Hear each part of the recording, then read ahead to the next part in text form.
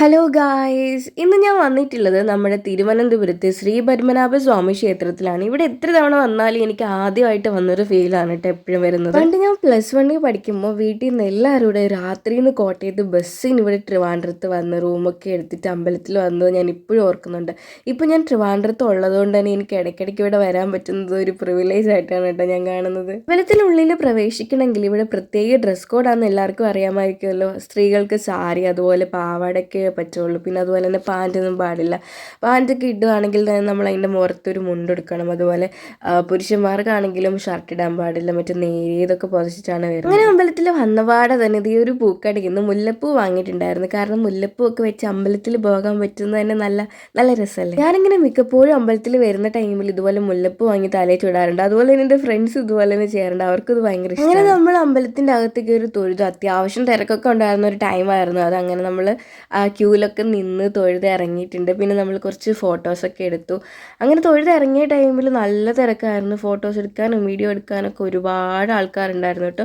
എന്നും ഒരുപാട് ആൾക്കാരാണ് അമ്പലത്തിലേക്ക് വരുന്നത്. ഒത്തിരി വട്ടം അമ്പലത്തിൽ വന്നിട്ടുണ്ടെങ്കിലും അവിടുത്തെ കുതിരമാളിക പാലസിൽ ഞാൻ ഇതുവരെ കയറിയിട്ടില്ല. സോ ഈ തവണ അവിടെ കയറാമെന്ന് വിചാരിച്ച് നമ്മൾ ടിക്കറ്റ് എടുത്തിട്ടുണ്ടായിരുന്നു.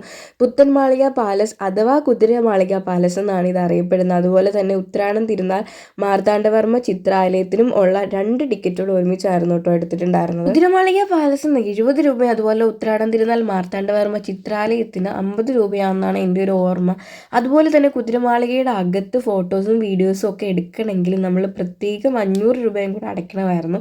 നമ്മളത് കൊടുത്തില്ല, കാരണം നമുക്ക് കണ്ടാൽ മതിയില്ല. പുത്തൻമാളിക കൊട്ടാരത്തിന്റെ മുൻവശത്തുള്ള കുതിര പടയാളങ്ങൾ കാരണമാണ് ഇത് കുതിരമാളിക എന്നറിയപ്പെടുന്നത്. 1844 മഹാരാജാവായ സ്വാതി തിരുനാളാണ് ഈ കുതിരമാളിക നിർമ്മിച്ചത്. നമ്മൾ കുതിരമാളിക പാലസെല്ലാം കണ്ടതിന് ശേഷം പിന്നീട് മാർത്താണ്ഡവർമ്മ ചിത്രാലയം മ്യൂസിയത്തിലേക്കാണ് പോയിട്ടുണ്ടായിരുന്നത്. തിരുവിതാംകൂർ മഹാരാജാക്കന്മാരുടെ ചരിത്രവും വംശാവലിയും പ്രദർശിപ്പിക്കുന്ന ഒരു ആർട്ട് ഗ്യാലറിയാണ് ഉത്രാടം തിരുനാൾ മാർത്താണ്ഡവർമ്മ ചിത്രാലയം. രാജകുടുംബം സംഭാവന ചെയ്ത ചിത്രങ്ങളുടെ ഒരു വലിയ ശേഖരം തന്നെ അവിടെയുണ്ട്. അതുപോലെ തന്നെ ഈ ചിത്രങ്ങൾ ഭരണാധികാരികളുടെ ബാല്യകാലം മുതൽ അവരുടെ കിരീടധാരണം, വിവാഹം, ഭരണം എന്നിവ വരെയുള്ള ജീവിതത്തെ ചിത്രീകരിക്കുന്നതാണ്. ബ്രിട്ടീഷ് ഭരണകാലത്തെ ബ്രിട്ടീഷ് ഉദ്യോഗസ്ഥരുടെ സന്ദർശനങ്ങളുടെയും നമ്മുടെ രാജാക്കന്മാരും അവരുമായുള്ള കൂടിക്കാഴ്ചകളുടെ എല്ലാ ഫോട്ടോകൾ തന്നെ നമുക്ക് അവിടെ കാണാൻ സാധിക്കുന്നതാണ്. ഈ ഒരു വഴിയിൽ കൂടെ നടന്നപ്പോൾ എനിക്ക് നമ്മുടെ മണിച്ചിത്രത്താഴ് സിനിമയുടെ ഒരു ഷൂട്ടിംഗ് ലൊക്കേഷൻ, വീടും ചുറ്റുപാടും ഒക്കെയാണ് കേട്ടോ ഓർമ്മ വന്നിട്ടുണ്ടായിരുന്നത്. ചിത്രാലയം മ്യൂസിയത്തിന്റെ അകത്ത് നമുക്ക് ഫോട്ടോഗ്രാഫി ഒന്നും അലൗഡ് അല്ലായിരുന്നു. അതുകൊണ്ട് നമ്മൾ അതിൻ്റെ ഉള്ളിൽ നിന്ന് ഫോട്ടോസും വീഡിയോസും ഒന്നും എടുക്കാൻ വേണ്ടിയിട്ട് മുതിർന്നില്ല. അതിന്റെ പുറത്തുനിന്നാണ് നമ്മൾ ഈ വീഡിയോസ് ഒക്കെ എടുത്തിട്ടുണ്ടായിരുന്നത്. നൂറ്റാണ്ടുകൾക്ക് മുമ്പ് എത്രയോ ആൾക്കാർ ജീവിച്ചിരുന്ന കൊട്ടാരവും പരിസരവും ഒക്കെയാണെന്ന് ഓർക്കുമ്പോൾ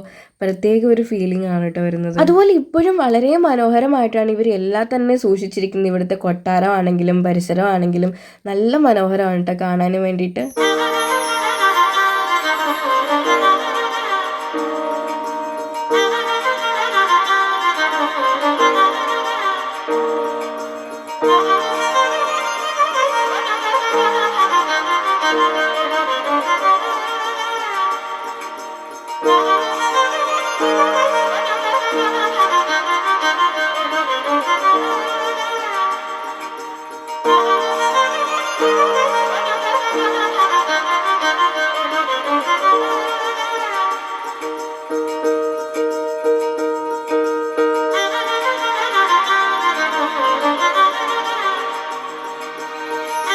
അങ്ങനെ മ്യൂസിയം എല്ലാം കണ്ട് ഇറങ്ങിക്കഴിഞ്ഞപ്പോഴത്തേനും നല്ല മഴയായിരുന്നു. കുറച്ച് ഫോട്ടോസും വീഡിയോസും ഒക്കെ എടുക്കണം എന്നായിരുന്നു വിചാരിച്ചിട്ടുണ്ടായിരുന്നു. പക്ഷെ മഴ നമ്മളെ ചതിച്ചു. മഴ കുറയുന്നത് നോക്കി ഇങ്ങനെ നിൽക്കുകയായിരുന്നു. പിന്നെ കുറേ കഴിഞ്ഞപ്പോഴത്തേനും മഴ ഒന്ന് ചെറുതായിട്ട് കുറഞ്ഞിട്ടുണ്ടായിരുന്നു. അങ്ങനെ ഞാൻ പോയിട്ട് കുറച്ച് റീൽസിനുള്ള വീഡിയോസൊക്കെ എടുത്തിട്ടുണ്ടായിരുന്നു. പൈങ്കുനി ഫെസ്റ്റിവൽ നടക്കാൻ പോകുന്ന ആ ഒരു ടൈമിലായിരുന്നു കേട്ടോ ഞാൻ അമ്പലത്തിലേക്ക് പോയിട്ടുണ്ടായിരുന്നു. അപ്പോൾ അതിൻ്റേതായിട്ടുള്ള ഒരുക്കങ്ങളെല്ലാം അവിടെ നടക്കുന്നുണ്ടായിരുന്നു. നിങ്ങൾക്ക് ആ ഒരു പ്രതിമ കാണുമ്പോൾ മനസ്സിലാവും.